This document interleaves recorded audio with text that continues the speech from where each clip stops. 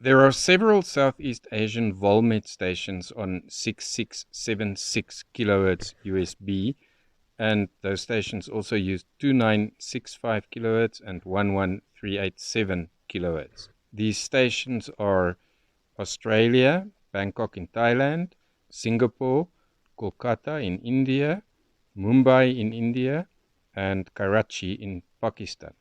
I have been able to catch all of them, but two have eluded me so far. Mumbai is usually very weak, it's almost unintelligible, and Kolkata I've never ever picked up anything.